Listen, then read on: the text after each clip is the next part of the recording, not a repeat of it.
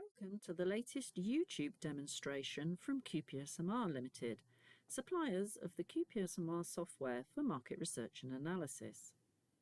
Today we're going to look at how to create some simple tables using QPSMR Companion. Working with a small restaurant questionnaire, we will firstly produce a summary tables file to show top-line results from the survey data collected.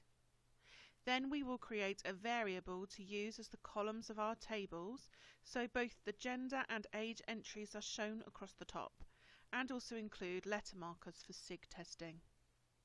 We will then generate and run a set of tables, automatically displaying them in Excel. Finally, we will look at some other QPSMR Companion table features and how easy it is to update a whole set of tables with just a few clicks. After opening our restaurant survey QDF file to produce a summary tables file, from the main window we will select Analysis, Summary Setup QTF and name the file. For this demonstration we will simply use the name Topline and select Open. Notice we are positioned at the Tables window with all appropriate entries automatically set up as tables. To take a look at the top line results, all we need to do is use the toolbar icon to run all the tables. As this is the first analysis we have undertaken for this project, the table's overall settings dialog box is shown, so we can add and open the data file we wish to use, then select OK to run the tables. Notice that Excel is automatically opened, as Excel is the default program used to view our spreadsheet files, but this can be changed to another program if you prefer. An Excel SX file is produced containing a sheet for the contents and a sheet for each table. The content sheet describes the tables included and any filters applied. Clicking a table name will automatically display that table, and you can use the link to return to the content sheet as required. Table sheets show the results from all of the questions in our restaurant survey, formatted to use the standard QPSMR top-line summary layout. The question and response text are displayed for every appropriate entry, with the number of respondents who gave each response shown as a figure, and also as a percentage of those who saw the question, the base for the entry. If score values have been applied to responses in the QDF file, the mean score will also be shown. Many things are controlled by the format option set in the Tables All Setting dialog box and can be amended as required. More about this later. The Excel file itself can be modified. For example, we might reduce the column widths, and the changes may be saved or discarded as required. It is, however, important to note that if you rerun these tables in QPSMR Companion, all files will be recreated and the existing XLSX file will be overwritten. Therefore, if you wish to keep the original top-line table summary report, we recommend you use File, Save As in Excel to save the file using a different name. For example, you might add the date or time to the name. However, for this demonstration, we will simply close the Excel file and then the summary tables file. Next, we will make a variable to use as the columns of a set of cross tables. We will use the age and gender entries so they are both shown across the top. We will include letter markers within each question header, so when we use significance testing on our tables, each response column will be tested against all other columns under the same header. At the main window, we insert a new variable, ensuring we are positioned below the entries that we wish to include in the list. We will name the variable VBreak, and we will insert the text, age and gender. Clicking the Responses tab, we can then select the Add Responses toolbar icon and using single entry select age followed by OK to confirm all of our choices. Now to add the header. We click the first response in the set, and before the response text 18 to 24 we type age followed by a backslash. the backslash tells QPSMR that the text preceding it should be used as a header. Next, to include the gender question, we click on the last age response as we wish to insert the gender responses after it, and once again we select Add Responses, single entry. We select gender, then OK to confirm all of our choices. As we did with the age entry, we now click the first gender response, and before the text male we type gender followed by a backslash to denote the header. QPSMR Companion has a facility which automatically adds letter identifiers to responses, so each is tested against other columns under the same header when significance testing is used during analysis. In our variable, this would mean that each age group is tested against the other age groups, and separately male respondents are tested against female respondents under the gender header. To automatically add letter markers, we close our VBreak variable and ensure it is highlighted at the main window. Then we select Edit, add column identifiers to selected entries, and at the message, do you want to start each header group with A, we will select Yes. Double-clicking the variable, we can see the letters that have been added to the response texts.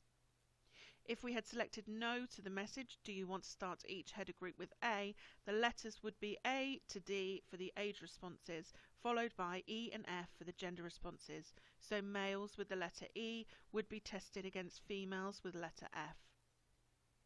Before running our tables, we will save our work using the toolbar icon. Now to set up our cross tables. From the main window, we will use the Table Setup QTF icon and name the file Restaurant Questionnaire and open the QTF. At the Table Setup window, notice all of the entries from our questionnaire are listed in the left-hand column.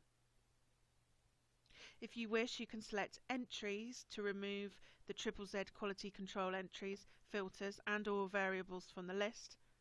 We will click to remove the tick so ZZZ entries and filters are not shown. To create our tables, let's right-click our variable VBreak and select Create New Table with this as the columns. Notice the variable is now shown as the columns of a standard table on the right-hand side of the screen. Next, holding down the Shift key, we will select all of the entries that we wish to tabulate by the variable and drag them into the rows box. Notice that 23 tables have been created and are shown in the middle of the screen. Notice also that because Q7A and Q7B were filtered so that only a subset of respondents were asked each question, when these are tabulated, the tables are automatically filtered. Looking at the list of entries from our questionnaire, we have a set of questions which ask the respondent to rate different aspects for the Restaurant Royal. Because each question in the set uses the same rating scale responses and they have all been named with the main question Q5 followed by an underscore followed by an identifier, we have used letters A to O, and because the question texts are identical up to the space minus space characters, we can use QPSMR Companion to automatically create a grid table. The 15 different aspects will be shown as the columns across the top of the table and the rating scale responses as the rows down the side. To do this at the end of the list of tables, we insert a new grid table using the toolbar icon. Then all we need to do is drag the first question in the set to the row box of the grid table on the right hand side of the screen and add a descriptor to use as the column header. We will enter aspects. That is all we need to do to make the grid table. QPSMR will do the rest. Before running our tables, we will apply some global settings by using the Table Overall Settings toolbar icon. Firstly, we will add some format options using the Format button. We will add SHG set to 11 so that both significance testing within headers using letter markers and against the total sample will be included. We will set format SIG to 1 and use the default SMA and SMB format settings for the markers, and also the default testing levels of 95% and 99% specified by formats SLA and SLB, then select OK. More information about significance testing and the different settings available can be found in the on-screen help within the program. Next, we add and open the data file we wish to analyze, and we are ready to select OK and then use the toolbar icon to run all the tables. As with the summary tables we produced earlier in this demonstration, Excel is automatically opened and an XLSX file is produced containing a sheet for the contents and a sheet for each table. Looking at the content, we can see the row, column and base for each cross table. Once again, any filters applied to entries in our questionnaire are automatically applied to our tables, and a row descriptor for the grid table is included. Looking at the tables, we can see that the question text and responses are shown and are analysed by the age and gender entries used in our variable. Where score values have been applied to the row entries, mean scores are included to 1 decimal place, along with letters showing significant differences between the columns within headers. Notice that cells are also coloured and marked where they are significantly different to the total sample. For reference, the total sample is actually the total column minus the column in question. It assumes records in the column being tested are also in the total column and avoids overlapping samples. Cells are marked with plus signs and are coloured green when they are significantly higher, and are marked with minus signs and are coloured red when they are significantly lower than the rest. Note that the default setting for a column to be included in significance testing is a minimum base of 30 respondents. If your tables do not have at least 30 respondents in each column, you may wish to reduce the format option MCT setting of 30. Again, please refer to the on-screen help for more information. Moving to the end of our tables file, we can see the grid table automatically generated by QPSMR Companion. Notice that a column has been created for each aspect rated, and because we applied global formats for SIG testing, the program has automatically included letter identifiers A to O, so testing within the headers is calculated for the grid table too. Let's now close these tables and take a look at how easy it is to modify and rerun them. Remember, when we rerun our tables, QPSMR Companion will overwrite the current XLSX file. As we do not want to keep the tables as they are currently, this is fine, but if we did want to keep them, we would need to rename the Excel file either by using File, Save As before closing Excel, or outside of QPSMR using the File Explorer. Back at the Tables window, we will copy the set of tables that rate different aspects of the Restaurant Royal, Table 5 to Table 19, and paste them below the existing set. Then, with all of the pasted tables selected, we will drag and drop Q4, which of the following are most important for you when visiting a restaurant, from the list to the columns box of the tables on the right hand side of the screen. Notice these tables now use Q4 as the columns. Next, we will insert a new table at the end of the file. This time we will type the entry names in the row and column boxes. We will analyse Q3, do you visit restaurants, by Q2, when visiting a restaurant, how do you usually get there? And we will add a new filter from Q1 using responses 1 to 4, those who visit at least several times a month.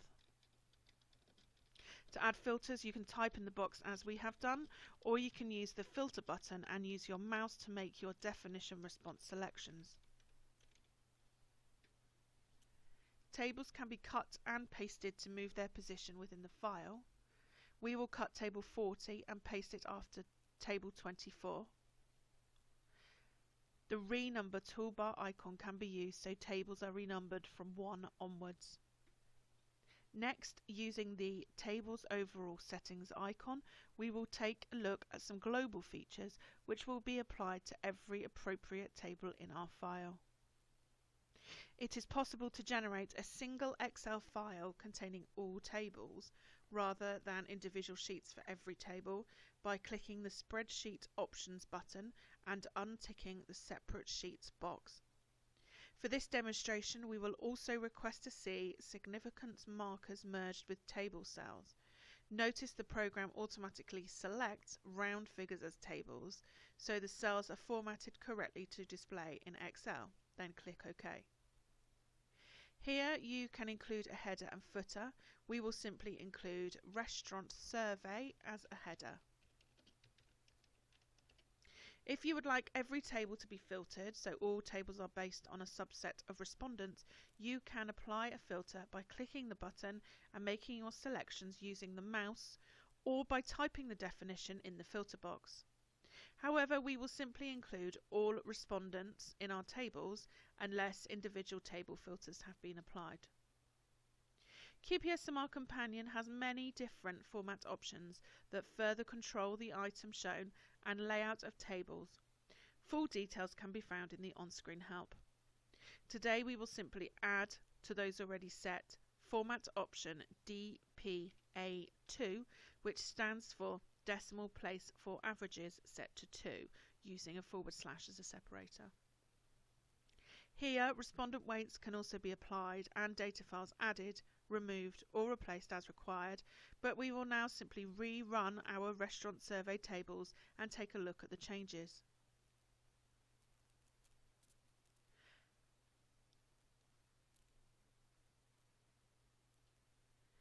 Firstly, just 2 sheets have been created. Clicking Table 1, we can see the SIG markers alongside percentages within the table cell. Mean scores are now shown to 2 decimal places. From the content sheet, we can see the new tables we included. And if we take a look at table 25, we can see the row, column and filter we specified. If you would like more details about the products and services available from QPSMR Limited, please visit our website www.qpsmr.co.uk.